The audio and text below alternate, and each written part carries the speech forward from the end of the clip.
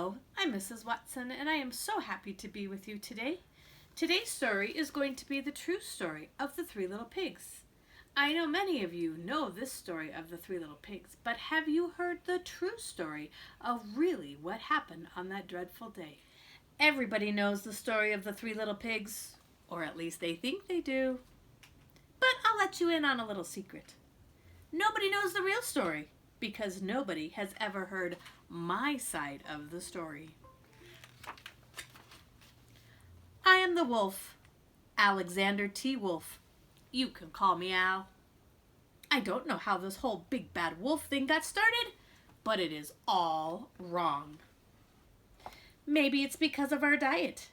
Hey, it's not my fault that wolves eat cute little animals like bunnies and sheep and pigs. That's just the way we are. If cheeseburgers were cute, folks would probably think you were big and bad too.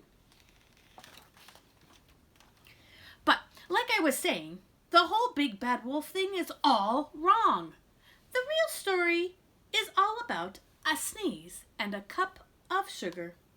This is the real story. Way back in Once Upon a Time, I was making a birthday cake for my dear old granny. I had a terrible sneezing cold, and then I ran out of sugar. So I walked down the street to ask my neighbor for a cup of sugar. Now, this neighbor was a pig, and he wasn't very bright either. He had built his whole house out of straw. Can you believe it? I mean, who in their right mind would build a house out of straw? So, of course, the minute I knocked on the door, it fell right in. I didn't want to just walk into someone else's house, so I called, little pig, are you in? No answer. I was just about to go home without the cup of sugar for my dear old granny's birthday cake. But that's when my nose started to itch. I felt a sneeze come on. Well, I huffed and I snuffed and I sneezed a great sneeze. Achoo! And do you know what? That whole straw house fell down. And right in the middle of the pile of straw was the first little pig, dead as a doornail. He had been home the whole time.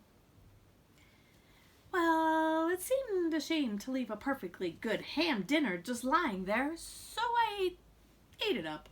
Think of it as a big cheeseburger just lying there. I was feeling a little bit better now, but I still didn't have my cup of sugar. So I went to the next neighbor's house. This neighbor was the first pig's brother. He was a little smarter, but not much. He had built his house out of sticks. I rang the bell on the stick house. Nobody answered. So I called out, Mr. Pig, are you in? He yelled, Go away, wolf! You can't come in! I'm shaving the hairs on my chinny chin. I had just grabbed the doorknob when I felt another sneeze coming on. I huffed, and I snuffed, and I tried to cover my mouth, but I sneezed a great sneeze. And you're not going to believe this, but this guy's house fell down too, just like his brother's. And when the dust had cleared, there was the second little pig, dead as a doornail. Wolf's honor. Now, you know how food will spoil if you just leave it out in the open. So, I did the only thing there was to do. I had dinner again. Think of it as going back for seconds. I was getting awfully full. But my cold was feeling a little better. But I still didn't have that cup of sugar for my dear old granny's birthday cake. So, I went to the next house. This guy was the first and second little pig's brother. He must have had the brains of the family. He had built his house out of bricks. I knocked on the brick house. No answer. I called, Mr. Pig? Mr. Pig? Are you in? And do you know what that rude little pig answered? Get out of here, wolf! Don't bother me again! Talk about impolite! He probably had a whole sack full of sugar, and he wouldn't even give me one little cup for my dear sweet old Granny's birthday cake. What a pig! I was just about to go home and maybe make a nice birthday card instead of a cake when I felt my cold coming on. I huffed and I snuffed and I sneezed a great sneeze again. Then the third little pig yelled, "And your old granny can go sit on a pin!"